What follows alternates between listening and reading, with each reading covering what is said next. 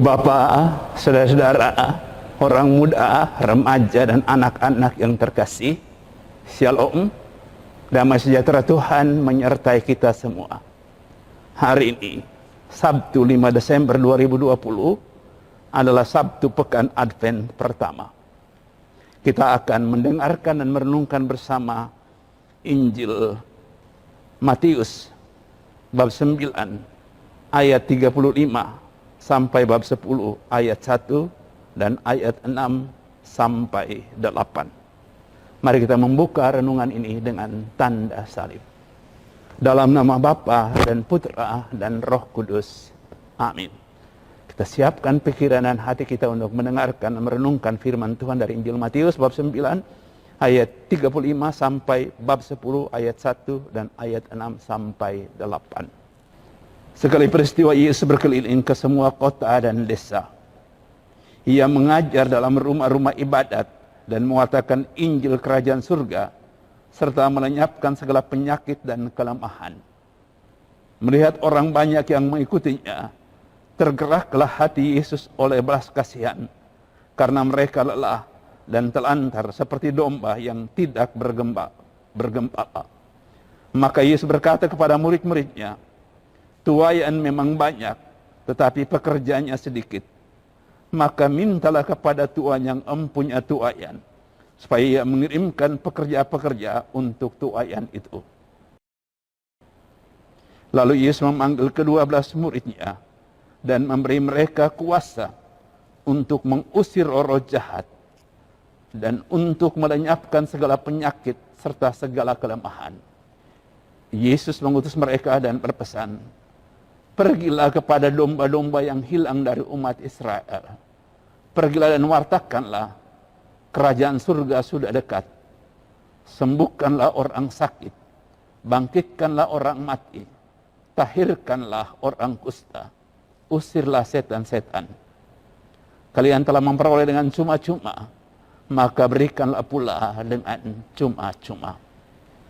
Demikianlah Injil Tuhan. Terpujilah Kristus. Ibu bapak, saudara orang muda, remaja dan anak-anak yang terkasih, di segala zaman yang namanya orang susah, orang menderita, orang yang tidak punya apa-apa, selalu kita jumpai yang sakit, yang menghadapi banyak masalah, juga kita jumpai, atau mungkin kita sendiri adalah bagian dari orang-orang seperti itu yang terbebani karena situasi kondisi sosial ekonomi yang tidak mudah. Yesus menghadapi situasi seperti itu dan hatinya yang penuh belas kasihan itu sungguh-sungguh mendorongnya untuk bertindak, untuk melakukan sesuatu. Dia menunjukkan semangat kegembalaannya yang luar biasa, yang penuh perhatian, yang peduli. Dia kemudian mengutus murid-muridnya untuk membawa cinta dan kebaikan Tuhan kepada orang-orang lain. Untuk menjadi perpanjangan tangan kasih Tuhan untuk yang sakit, yang kerasukan setan.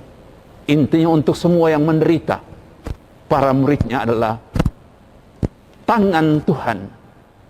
Melalui mereka lah tangan Tuhan terulur untuk menunjukkan belas kasih-Nya kepada setiap orang yang sakit, yang menderita. Kita sering berdoa supaya Tuhan memberikan berkat dan rahmat-Nya untuk orang-orang susah dan menderita. Tapi mari kita sadari, melalui kitalah Tuhan mewujudkan doa itu.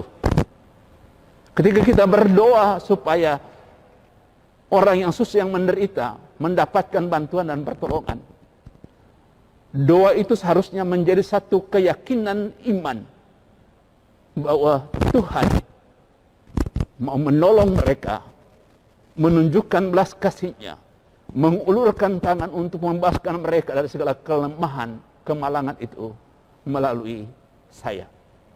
Dan kalau saya sungguh-sungguh beriman kepada Tuhan, kalau saya sungguh-sungguh menjadi pengikutnya, kapanpun dan dimanapun, kesadaran itu menjadi suatu yang harus hidup.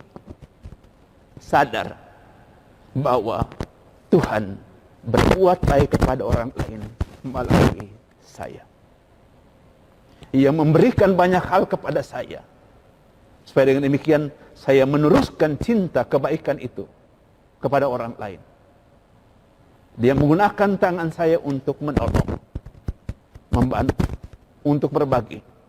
Dia menggunakan mulut saya untuk membawa pesan-pesan sukacita, pesan-pesan kegembiraan, pesan harapan. Ia memberikan waktu kepada saya. Sewaktu saya gunakan juga untuk memberikan perhatian untuk orang-orang lain. Punya waktu untuk orang lain. Untuk mendengarkan mereka. Untuk berjuang bersama-sama dengan mereka. Mari kita berdoa supaya kita selalu punya kesadaran hari ini, besok, dan seterusnya. Tuhan menunjukkan belas kasih-Nya. Tuhan menunjukkan keprihatinannya, menolong orang-orang lain dengan memilih saya, mengutus saya untuk itu. Tuhan membantu orang lain melalui saya. Tuhan memberkati kita semua dalam nama Bapa dan Putra dan Roh Kudus. Amin.